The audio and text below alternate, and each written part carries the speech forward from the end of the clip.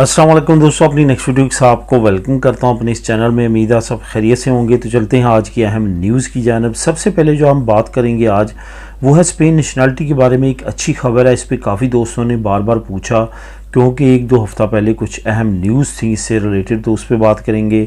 Germany का immigrants के लिए एक अच्छा ऐलान, बहुत ज़बरदस्त एक ऐलान किया गया है जिससे ना सिर्फ इमिग्रेंट्स जो यूरोपीय यूनियन में रहने वाले हैं वो अगर जर्मनी में जाना चाहते हैं तो उनके लिए बहुत अच्छी खबर है। उसके बाद 1200 यूरो इमदाद प्लस 3000 यूरो की नौकरी, यानी कि 1200 यूरो पहले आपको ये वो लाइसेंस करने के लिए दिया जाएगा, उसके बाद 3000 यूरो तक की उसी लाइसेंस पे आपको नौकरी मिल जाएगी। ये एक अहम ऐलान किया गया है, इस पे बात करेंगे। उसके बाद आखिर में घर ख़रीदने के लिए एक मुनफरिद हुकूमती इमदाद है जो लाजमी तौर पे जो एलिजिबल है उनको फ़ायदा उठाना चाहिए क्योंकि ये एक महदूद मुद्दत के लिए है, तो इससे आप फ़ायदा उठा सकते हैं। इस पर बात करेंगे वीडियो के आखिर में। सबसे पहले दोस्तों आपको बताता चलूँ कि जो तीन न्यूज़ हैं, जर्मनी की 1200 यूरो इमदाद और 3000 नौकरी की और घर ख़रीदने के लिए मुनफरिद हुकूमती इमदाद की, इन तीनों के लिंक आपको नीचे डिस्क्रिप्शन में मिल जाएंगे। आप क्लिक करके इन तीनों को खुद भी रीड कर सकेंगे। सबसे पहले तो बात करते हैं स्पेन नेशनलिटी के बारे में, जो अच्छी खबर है।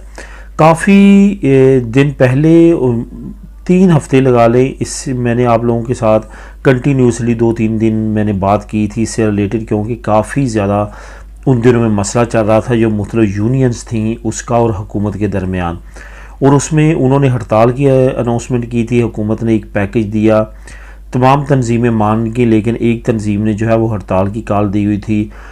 अब वो हुकूमत से मुज़ाकरात करते रहे और फाइनली ये अच्छी खबर आई है कि उनके साथ भी मुज़ाकरात जो है वो कामयाब हो चुके हैं और वो भी अब हड़ताल पे नहीं जाएंगे। यहाँ पे थोड़ा सा आपको बताता चलूँ कि इनके जो मेन मुतालबात थे वो ये थे कि एक तो इनकी सैलरी बढ़ाई जाए, दूसरा काम का प्रेशर काफ़ी ज़्यादा है, मुलाजमीन की तादाद बढ़ाई जाए। तो हुकूमत ने तादाद भी बढ़ा दी है, इसके साथ साथ इनका सैलरी का पैकेज भी बेहतर कर दिया है और अब ये हड़ताल पे नहीं जाएंगे। इसके साथ साथ कुछ नेशनलिटी से रिलेटेड आपको बताता चलूँ कि कुछ लोगों की बहुत जल्द नेशनलिटी पास हो रही है, कुछ लोगों की ज़रा टाइम लग रहा है। ये डिपेंड करता है किस टेबल पे आपकी फ़ाइल जाती है। कुछ लोग जो हैं, कुछ दोस्त जो हैं वो मायूस होते हैं कि फ़लाँ बंदे ने मुझसे बाद में जमा करवाई, उसकी पहले निकल आई, शायद मेरे केस में कोई मसला हो या कोई ऐसी चीज़ हो। ऐसा नहीं है, आपके केस में बिल्कुल भी कोई मसला नहीं है।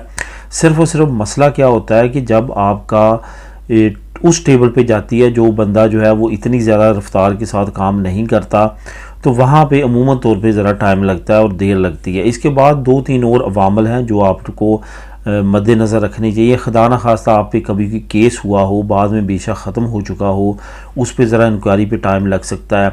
आप पे कंटिन्यूसली अभी कोई केस चल रहा हो तो उसकी इंक्वायरी पे टाइम लग सकता है, वो उसकी जांच पड़ताल कर रहे होते हैं।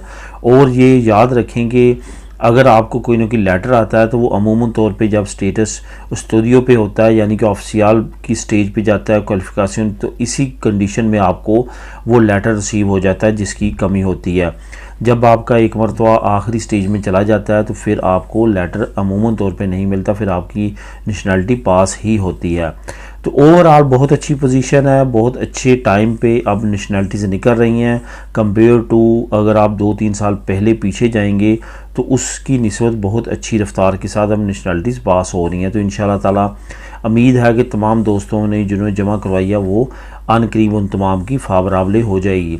जहाँ तक इलेक्शन की बात है तो वो असरअंदाज हो सकते हैं नेशनलिटी के कवानीन पे भी, और नई अपडेट्स भी आ सकती हैं, लेकिन उसको भी टाइम लगेगा। अभी इलेक्शन होने हैं, उसके बाद सिलेक्शन होनी है, कौन बनेगा किस तरह, वो उसको भी टाइम है। तो इस वजह से कोई भी इतनी ज़्यादा परेशानी वाली बात नहीं है। जर्मनी का इमिग्रेंट्स के लिए अच्छा ऐलान। जर्मनी वो मुल्क है जो कि यूरोपीय यूनियन में सबसे ज़्यादा अट्रैक्टिव है सैलरी पॉइंट ऑफ व्यू से, वहाँ पे अपॉर्चुनिटीज़ के पॉइंट ऑफ व्यू से, वहाँ पे जॉब्स की अपॉर्चुनिटीज़ जो हैं उसके पॉइंट ऑफ व्यू से। अब तीसरे नंबर पे जो है वो चौथे नंबर पे वहाँ पे अब लॉ की भी काफ़ी ज़्यादा नरमी देखने में आ रही है। उसकी सबसे बड़ी वजह यही है कि वहाँ पे शॉर्टेज बहुत ज़्यादा है, ख़ास तौर पे स्किल्ड बेस्ड लोगों की, और वहाँ पे जो लोग लेबर जो मीडियम लेवल की लेबर है उसकी बहुत ज़्यादा वहाँ पे शॉर्टेज है। यही वजह है कि जर्मनी चाह रहा है कि ज़्यादा से ज़्यादा लोग जो है उसकी तरफ रुख करें। अब जर्मनी ने एक बहुत अच्छा इक़दाम किया है, वो ये किया है कि पहले वहाँ पे 8 साल के बाद आप नेशनलिटी जो है वो जमा करवा सकते थे। आप रेजिडेंसी पे आपको 8 साल वहाँ पे लीगल गुजारना पड़ते थे, सेम लाइक जैसे यहाँ पे स्पेन में 10 साल, वहाँ पे 8 साल। तो जर्मनी अब उसको 5 साल करने जा रहा है और जर्मनी की ये बहुत बड़ी अहम अपडेट है जो कि बहुत ज़्यादा लोग इससे फ़ायदा उठा सकते हैं। बल्कि जो यूरोप में रहने वाले हैं, जिनके पास किसी न किसी यूरोपीय यूनियन, किसी शेंजन मुल्क की दूसरे की नेशनलिटी है और कल को वो जर्मनी में कन्वर्ट करवाना चाहता है, उनके लिए अगर वो वहाँ पे 5 साल कंटिन्यूसली काम कर लेंगे अपनी उस नेशनलिटी पे, तो वो वहाँ पे जर्मनी नेशनलिटी भी जो है वो कन्वर्ट करवाने के लिए एलिजिबल हो जाएंगे। इसके साथ साथ लैंग्वेज कोर्सेज़ में भी कुछ नरमी की गई है ताकि ज़्यादा से ज़्यादा जो गैर मुल्कियाँ वो अट्रैक्ट हों जर्मनी की तरफ और उनकी शार्टेज को ख़त्म कर सकें। अब देखते हैं मज़ीद क्या अपडेट्स आती हैं जर्मनी की तरफ से, क्योंकि इस वक्त जो वहाँ पे हुकूमत है वो काफ़ी ज़्यादा इमिग्रेंट्स दोस्त है।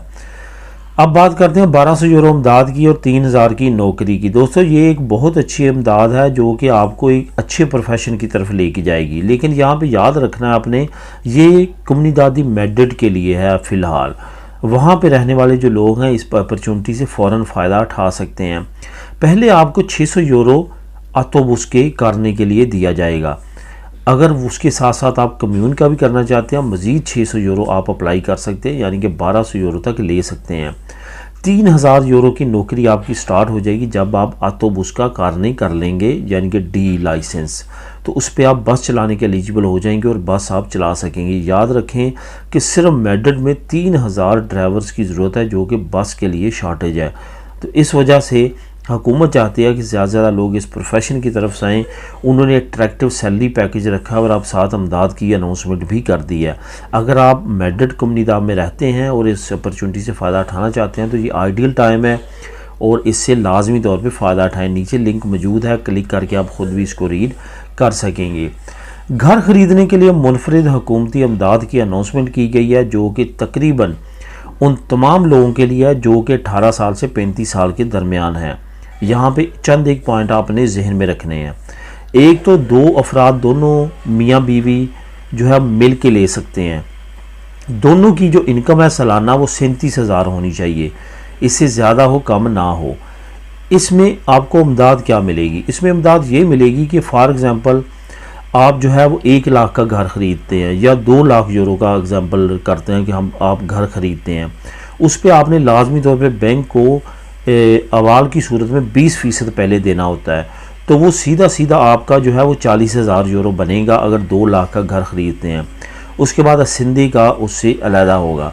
तो अब हुकूमत ने ये अनाउंस किया कि वो जो 20% है वो हुकूमत पे करेगी अगर ऐसी फैमिलीज़ जो कि फैमिली हैं, यानी कि मियाँ बीवी दोनों काम करते हैं और उनकी इनकम 37,000 सालाना से ज़्यादा है और उनके बच्चे हैं, कार्गो दी फैमिलियार लिखा हुआ है वो है, तो वो ये अपॉर्चुनिटी से फ़ायदा उठा सकते हैं। काफ़ी बड़ी अपॉर्चुनिटी है, इससे वो फैमिलीज़ जो घर लेना चाहते हैं वो इससे फ़ायदा उठा सकते हैं। लेकिन एज लिमिट का आपने ख्याल रखना है, 18 से 35 साल के दरमियान होनी चाहिए। ये ख़ौबनेस के लिए स्पेशली अमदाद की अनाउंसमेंट की गई है। तो दोस्तों ये थी आज की अहम न्यूज़ और इन्फॉर्मेशन। मिलेंगे नेक्स्ट वीडियो में नई अपडेट्स के साथ। अल्लाह हाफिज़।